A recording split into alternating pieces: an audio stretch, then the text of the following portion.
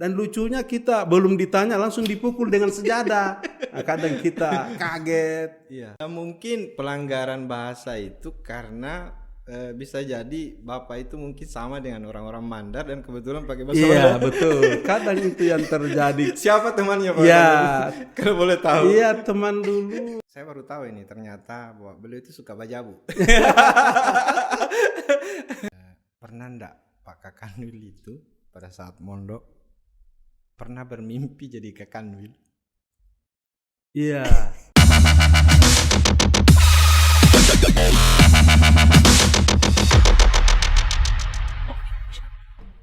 Saat ini kita telah merdeka, mari teruskan perjuangan ulama, berperan aktif dengan dasar Pancasila, Nusantara tanggung jawab kita.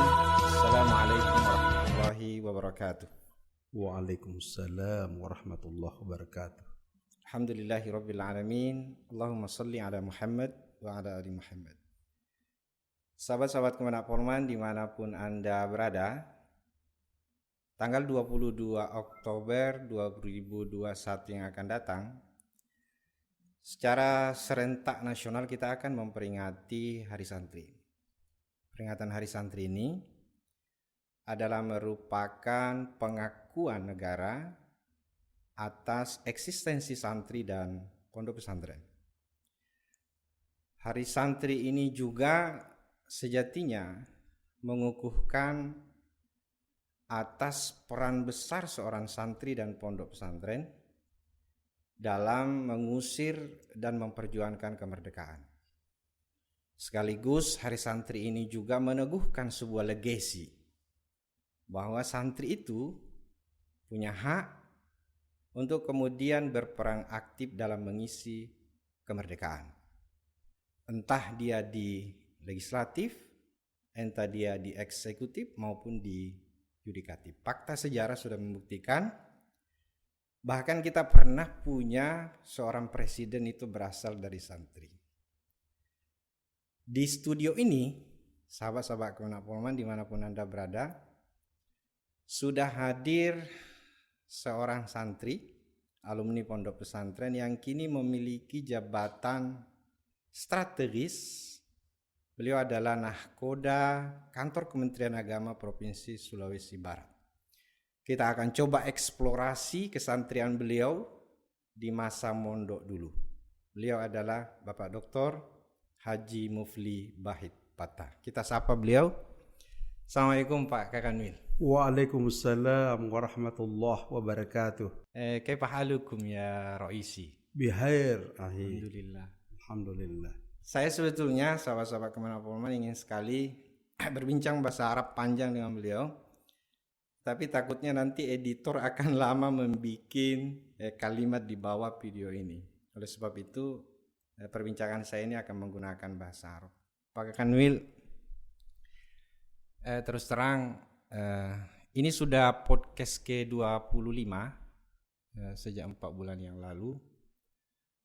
Tetapi seberapa banyak pun narasumber yang hadir di studio ini tanpa kehadiran Bapak, sepertinya ini tidak sah. Saya sangat berbahagia sekali bersama dengan Bapak Kepala Kantor. Hari ini Bapak bisa duduk di sini. Untuk pertanyaan pertama saya, Pak Kakanwil, bisa diceritakan mungkin sedikit sepenggal cerita dari Majene Pak Kakanwil, kemudian mondoknya di mana dan seperti apa perjalanannya. Silahkan Pak Kakanwil. Iya, terima kasih. Ini hal yang sangat bahagia buat saya kembali melihat ke belakang bagaimana perjalanan kehidupan. Saya tahun 1979. 79. Saya belum lahir Pak Kakanwil. Ya, berangkat ke Makassar Dari Majene ya? Dari Majene, diantar oleh orang tua untuk masuk di pondok pesantren modern IMI Makassar Tamalan Rea. Di situ kami dites baik secara tulisan maupun wawancara langsung dan alhamdulillah diterima, dan tentu mengikuti seluruh mekanisme yang telah ditetapkan oleh Pondok Pesantren IMI Makassar. 79 ya. 79. Alhamdulillah tiba waktu masuk setelah mengikuti tes dan ada pengumuman lulus. Ya. Beberapa hari kemudian kita dipanggil masuk di pondok pesantren. Disitulah awal mula bagaimana merasakan kehidupan pondok pesantren. Ternyata luar biasa, karena kenapa di situ kita mendapatkan kehidupan yang baru, di mana penuh dengan kedisiplinan. Tentu segalanya diatur. Kita hadir di pondok pesantren dengan berbagai macam suku ras ya, Benar. dari seluruh Indonesia, dari bagian Indonesia Timur, dari Papua, dari Maluku. Ada juga dari juga, Papua, seangkatan Bapak. Iya, itu kami masuk. Ya tentu awalnya merasakan kerinduan dengan orang tua, apatah lagi dengan kampung halaman. Waktu masuk di antar orang tua, berpisah di pintu gerbang ya. Pak Kandu sempat menangis sudah. Iya tentu. Selama ini dekat dengan kedua orang tua, lalu ditinggal, tentu merasa kesedihan sementara. Dan alhamdulillah demi untuk memenuhi bagaimana mengisi mendapatkan pengetahuan, baik pengetahuan agama maupun pengetahuan umum, tentu kita harus punya kemauan keras demi untuk meningkatkan pengetahuan kita untuk kita juga semua dan untuk umat. Nah, alhamdulillah di pondok pesantren itu luar biasa. Karena kenapa? Mulai dari belajar, mulai dari makan, ibadah, semuanya harus diatur dengan waktu. Itu yang menjadi pengalaman kami sejak masuk di pondok pesantren. Bapak ke IMI Makassar itu atas keinginan sendiri atau dari orang tua? Iya, dua-duanya. Dua-duanya. Jadi di samping keinginan sendiri, tentu dorongan dari orang tua juga. Jadi semasa kecil Bapak tamat pada saat SD itu Bapak memang punya keinginan? Iya, karena waktu di akhir tahun ujian di SD, semua kita sudah ditanya. Iya. Oh, kalau si ini Mufli mau lanjut kemana? Iya. Semua teman-teman menyampaikan, ada yang mau lanjut ke sini ke SMP, ada yang mau lanjut ke SMP di sini, ada yang mau lanjut ke Sanawiyah. Nah, saya pada waktu itu karena memang sudah disampaikan lebih awal orang tua dan disampaikan informasi dari teman-teman yang sudah ada di Makassar, tentu saya juga berniat untuk lanjut di Pondok Pesantren IMI Makassar. Itu Majene Makassar kan tahun 7, saya belum lahir itu Pak. Itu pakai mobil, pakai kendaraan apa itu kan dulu masih susah itu. Iya, kita masih sudah ada Pipos, sudah ada Bedu Solo. Dan yang paling dulu kan belum ada jembatan Mapili. Oh iya benar. Orang naik pincara dengan itu rakit bambu dengan perahu yang ada di sana. Itu yang kita pakai. Jadi bisnya berangkat dari Mapili? Dari Majene sehingga di Mapili, maksudnya naik lewat rakit pincara. Iya. Belum ada jembatan. Bedu Solo. Iya. Sekarang Bedu Solo sudah tidak ada. Iya, sudah tidak ada. Eksplorasi ini menarik sekali Pak Kanwil. Pada saat Bapak kemudian di pondok pesantren bertemu dengan ragam suku, bertemu dengan teman-teman seperjuangan, boleh enggak saya tahu deretan dari teman-teman Bapak sekarang yang masih hidup dan berkiprah? Oh iya. Iya, bisa Jadi banyak teman-teman kami khususnya dari wilayah Mandar ini Sulawesi Barat ya. Ada dari Mamuju, ada dari Majene, ada dari Polman. Itu semuanya alhamdulillah ketemu di pesantren, pondok pesantren IMIM. Seperti ini Kakan Kemenak Polman ini, ya. Pak Imran Kalyubi ini juga teman kami di pondok pesantren selama 6 tahun. Tapi junior. dia adik 1 tahun di bawah saya. Ada Kiai Haji Sibli, itu juga teman di pondok pesantren. Satu angkatan? Adik lagi di bawah. Ada si Kakan Kemenak Mamuju sekarang Mahmudin, itu juga semua adik-adik 1 tahun di bawah saya. Samsuri, itu semua alumni pondok pesantren. Dan alhamdulillah semuanya sudah sukses berhasil. Ada yang jadi Kakan Kemenak, ada yang jadi hakim, ada juga yang teman kami seangkatan yang di BNPT Profesor Irfan Idris, ada juga di Mahkamah Agung dan lain-lain sebagainya. Ada di perguruan tinggi, ada juga di pengusaha. Semuanya berkiprah, dan ada juga dosen yang ada di Palu dan di pondok di UIN Makassar sebagai warek, wakil rektor. Itu ada Dr. Wahyudin Naro. Semua itu adalah alumni pesantren. Alhamdulillah sukses berkah dari mungkin gemblengan dari pondok pesantren selama kurang lebih 6 tahun. Kalau itu teman, kalau sekarang guru-gurunya Pak Kakanwil bisa enggak? Oh ya, guru-guru kami alhamdulillah. Yang pertama itu ada sudah almarhum Bapak Kiai Mustafa Nurilas. Itu adalah direktur pondok pesantren. Dia pernah sebagai dekan Fakultas Adab IAIN Alauddin. Itu yang banyak juga menempa kami dalam bahasa Arab dan sebagainya. Ada Ustaz Saifullah, ini juga sudah almarhum dari alumni Gontor Ponorogo. Ada Sukri Mondeng, ada Ustaz Ibrahim, ada Ustaz Ismail, ada Hasnawi, guru penghafal kami, Hafiz. Kemudian ada juga Kiai Haji Abdul Qadir. Ini semua yang menempa kami. Dan banyak lagi guru-guru kami yang selalu kami kenang, selalu kami ingat dalam bimbingan pengetahuannya mengajarkan kepada kami. Bukan hanya dari guru-guru agama saja, tapi dari guru-guru umum juga hadir di sana. Baik guru matematika, seni rupa, seni lukis, khat Al-Quran, dan lain-lain sebagainya. Banyaklah. Itu 6 tahun kami. ya? 6 tahun. Dari fase 6 tahun itu Pak Kakanwil selama mondok di IMI Makassar menempuh perjalanan suka duka itu, pernah ndak Pak Kakanwil itu pada saat mondok pernah bermimpi jadi Kakanwil? Iya, tentu tidak. Cita-cita tetap ada. Iya. Cita-cita tetap ada, bagaimana bisa berguna bagi bangsa dan negara dan agama. Tentu dengan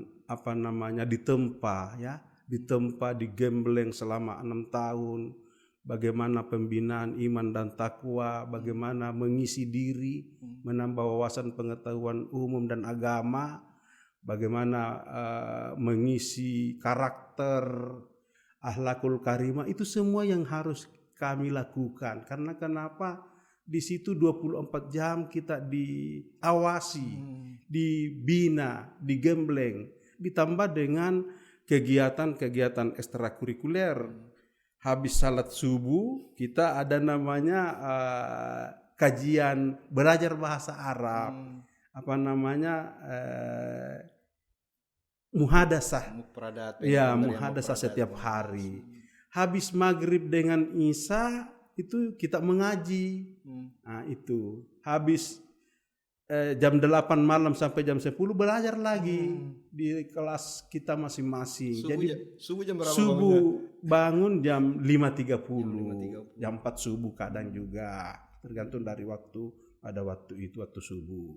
Dan itu tidak boleh kita sama kebiasaan di rumah, karena ini harus kita ikuti jam-jam yang telah ditentukan di kampus. Bagaimana disiplin melaksanakan ibadah salat, bagaimana disiplin makan di dapur, bagaimana disiplin masuk di ruang belajar kelas, semuanya diatur. Dan kita harus sami'na wa ata'na. Pernah enggak Pak Kakanwil itu dihukum? Iya, tentu pernah. Namanya sebagai manusia biasa yang tidak luput tentu pernah mendapatkan hukuman ringan yang ada di sana, paling hanya disuruh bersihkan, mengepel di halaman kelas karena mungkin terlambat salat, ya macam-macam lah. Karena itu kadang juga di pesantren itu ada 2 mahkamah, ada mahkamah Qismul Aman ini bagi pelanggar-pelanggar dan ada mahkamah lugha ya yang melanggar bahasa. Nah, itu juga sangat berkesan buat saya karena tidak sering biasa masuk. Kadang kalau tidak kita sudah ada waktu misalnya sudah 6 bulan di sana, kita tidak bahasa Arab, kadang kedapatan itu dicatat dan malamnya diumumkan di masjid, oh ini yang harus masuk dihukum di mahkamah lugha. Dan lucunya kita belum ditanya langsung dipukul dengan sejadah. Nah, kadang kita kaget. Tapi itu semua untuk memotivasi bagaimana bisa mempraktekkan bahasa Arab maupun bahasa Inggris. Dan mungkin pelanggaran bahasa itu karena bisa jadi Bapak itu mungkin sama dengan orang-orang Mandar dan kebetulan pakai bahasa Mandar. Iya betul, kadang itu yang terjadi. Siapa temannya Pak? Ya, kalau boleh tahu. Iya, teman dulu banyaklah dari Mandar. Itu tadi misalnya Pak Kakan Kemenak Mamuju. Pernah sama-sama kena hukum Pak? Ya mungkin juga pernah. Tapi yang lebih banyak itu yang seangkatan kami juga ya. Tidak ada juga. Ini Ustaz Zainal Abidin yang dari Wonomulyo, Zubair. Ada juga yang sukses di angkatan laut itu Letkol Muhammad Asad. Alhamdulillah itu semua kami ketemu di pondok pesantren walaupun adik-adik kami di bawah 1 tahun atau 2 tahun ke bawah. Satu kamar Pak Kakan tidur berapa orang? Oh iya. Itu satu kamar bisa sampai 40 orang. Sampai luasnya karena tempat tidurnya 2 lantai, 2 bertingkat. 2 tingkat. Iya, luasnya mungkin 8 kali 4 atau 10 kali 4 itu semuanya. Kita satu kamar lah begitu. Kemudian ada ketua kamar, penanggung jawab. Kemudian adik-adik kakak-kakak kita itu yang penanggung jawab sebagai ketua kamar. Kemudian kita semua adalah santri yang sama. Dan itu terbagi berbagai daerah yang ada di situ. Dari 6 tahun itu enggak pernah atau pulangnya berapa kali itu? Oh ya, itu ya kalau setiap lebaran alhamdulillah kita menjelang puasa Ramadan kita diberikan izin. Berarti 1 kali 1 tahun. 1 kali 1 tahun. Dan alhamdulillah kita manfaatkan itu ya ilmu yang kita dapatkan di pondok pesantren karena ada namanya latihan muhadarah setiap malam Jumat. Kita sudah diajari 5 menit tampil kultum ya. Nah, itu kita aplikasikan tindak lanjuti di daerah masing-masing dan tentu dimotivasi juga dengan orang tua sebagaimana supaya tampil di depan menyampaikan pesan-pesan keagamaan. Berarti kalau sampai di kampung Pak Kanu di Majene keliling? Iya, kadang juga keliling. Walaupun ya namanya awal-awalnya itu berat sekali. Berat sekali karena kenapa itu jarang kita tampil. Kemudian awal pertamanya itu saya lihat seperti bagaimana ya kedinginan juga itu. Keluar keringat dan lain-lain sebagainya. Ya kaki gemetar. Tapi alhamdulillah itu semua berkat tempaan sehingga kita bisa sukses hari ini. Saya mau tahu dari Pak Kakanwil ini. Dari 6 tahun di Gameland di pesantren, cerita apa yang paling berkesan? Oh iya. Paling berkesan. Jadi banyak, bukan hanya satu yang paling berkesan. Itu tadi kita didapatkan dalam bahasa daerah ya. Langsung teman ini yang berjaga pada hari itu pos itu yang mencatat dan malamnya muncul lagi nama di masjid bahwa harus hadir di mahkamah lugha dan malu kadang kadang 2 kali 1 bulan kadang itu karena enggak tahu ya kenapa kita juga susah melupakan bahasa kita apalagi kalau kumpul sama orang Mandar kumpul sama orang Mandar dengan ini semua teman-teman. Itu. Kalau komunikasi ke orang tua kan waktu itu masih susah. Iya, belum ada handphone. Paling kita hanya ada telepon yang di itu tindis-tindis yang nomor itu yang telepon lama masih ada. Tapi itu pun sangat terbatas. Paling saya hanya kadang lewat surat dari orang tua, karena masih ada itu lewat mobil. Ada dulu mobil yang PD, itu PD Majene, pemerintah daerah Majene, itu yang biasa saya kadang dititipi kiriman dari orang tua, misalnya ikan bajabu dan sebagainya. Nah, saya juga titip surat sama itu, bahwa alhamdulillah sudah diterima. Jadi ikan bajabu yang paling Bapak suka? Iya, ikan bajabu. Itu pesanan Bapak atau ya, dari? Pesanan, kadang juga menjadi pesanan, karena kenapa? Ya di pondok pesantren kan namanya serba sederhana. Apatah lagi kalau awal-awalnya kita ini tidak sering makan tempe, ya. Karena di situ juga makan ikan mairo yang begitu, ikan mairo yang seperti paku keras. Nah itu, jadi untuk mengimbangi itu tentu kita masih kadang dibantu orang tua dengan kiriman bajabu atau kue-kue. Selain kue-kue apa yang paling biasa pesan? Kue-kue biasa ada namanya itu kue bawang yang biasa enak di cemilan-cemilan sambil minum teh di sore hari. Tapi kan begini, kehidupan di pesantren itu kan, kita kan satu kompleks 40 orang ya, satu kamar. Betul. Jadi kalau makanan ada kiriman dari orang tua itu kan tidak boleh kita makan sendiri-sendiri. Iya betul. Jadi kita misalnya di kamar itu sambil minum teh, kita panggil teman-teman yang dekat atau kita bagi-bagi lah begitu. Nah, tapi kalau misalnya ikan bajabu tadi itu karena sudah dikemas kecil-kecil, nah kita bawa ke dapur, kemudian di samping kiri kanan depan biasa kita bagi-bagi ke situ. Tapi kan tidak boleh juga dihabiskan karena kita mau masih makan besok. Itu. Namanya tetap kita harus membagi sebagai bentuk kekeluargaan, persaudaraan sesama anak pondok yang ada di sana. Dan itu pasti teringat sampai kapan? Pasti teringat. Bahkan kadang masih telepon teman-teman, masih ada bajabunya. Jadi, sampai sekarang. Ya, biasa ada teman-teman, misalnya orang Bugis Makassar, dia kande-kandena. Itu yang masih terkesan biasa sebagai anak pesantren, sekasur, sedapur dan sesumur. Wih, asik cerita. Terakhir ini Pak Kamil. Ya, ini hari santri, tersisa beberapa minggu lagi. Dari pengalaman Bapak hidup sebagai santri di Pase itu, pesan apa yang Bapak ingin titipkan kepada mereka? Saya ingin video ini diputar di seluruh pesantren di Provinsi Sulawesi Barat. Silakan Pak. Iya, jadi khusus kepada adik-adikku santri, dan bersyukurlah sebagai menjadi anak-anak santri yang ada di pondok pesantren. Kenapa pondok pesantren dengan madrasah-madrasah lain atau sekolah-sekolah lain itu beda?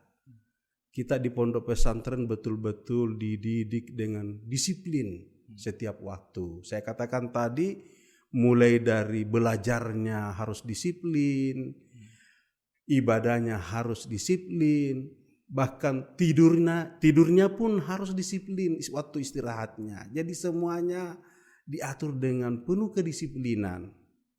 Nah, yang harus kita lakukan kepada adik-adikku di pondok pesantren, bagaimana meningkatkan iman dan takwa, tentu dengan pengamalan ibadah masing-masing di pondok pesantren.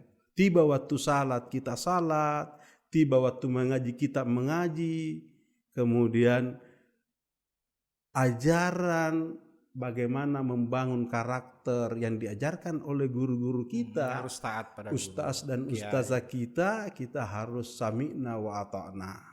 Tidak boleh dusta, tidak boleh mengambil hak orang lain, tidak boleh berkata dusta, tidak boleh mencaci. Itu yang harus kita aplikasikan dalam berinteraksi sesama makhluk Tuhan. Tidak boleh manja, tidak boleh manja. Iya.